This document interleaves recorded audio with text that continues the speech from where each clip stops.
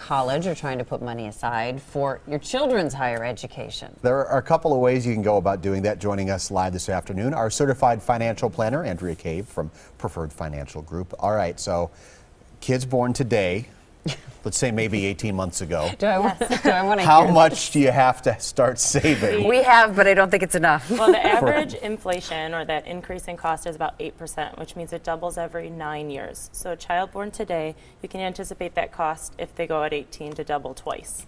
So if it's for a private school, currently the average cost for tuition, room and board is about $42,000 for private. For public, it's about $15,000, just shy of $16,000. Guess where he's not going. So if you extrapolate that, that's like $84,000 for public school and about $160,000 for a private college education. I see another Indiana grad in our future here. So, I mean, you can do some things to kind of help in regards to saving for what those costs will be. You mean for college? Yeah. Yeah. What type of account should you be You looking can have into? a custodial account and a 529 plan or a Coverdell account.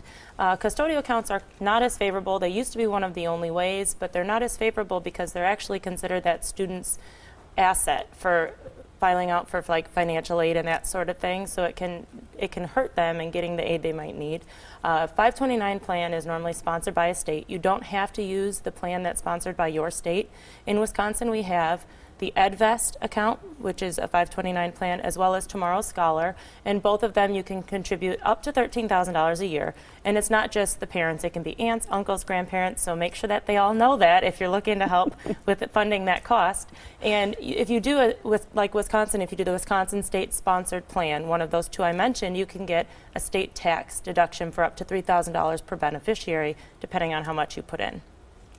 That money grows tax-free, and you can take it out tax-free if you use it for an approved expense. And then there's also the Coverdell expense. They're known as ESAs, or education savings accounts. You can put up to $2,000 a year into those. They grow tax-deferred. Again, you can take the money out.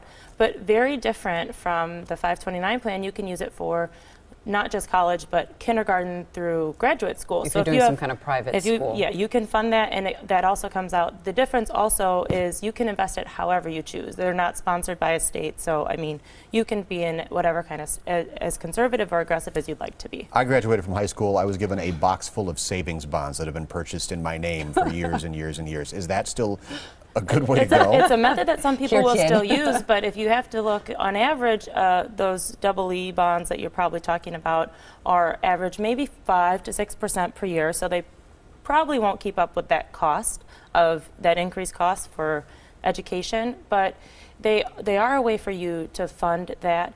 And if you have, also, you have to look at where interest rates are now.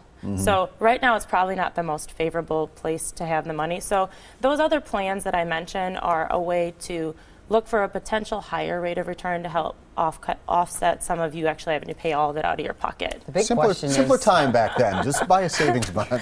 Much more complicated now. Thank you, Andrea. Got a question for our experts? Email them. Ask the expert, today's TMJ4.com. You can also leave a voicemail. The number for that's 967-52.